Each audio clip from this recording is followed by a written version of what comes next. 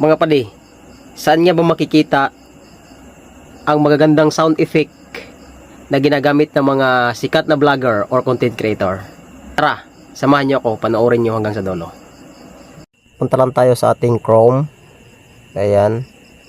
Tapos, i-search natin dito is yung My Instance. Ayan, My Instance. So, antayin lang po natin. Lalabas yan. So ayan, lumabas na siya, My Instance. I-click lang po natin yan. So pag i-click natin, lalabas na yan. Pipili ka dyan ng mga sound effect na gusto mong gamitin.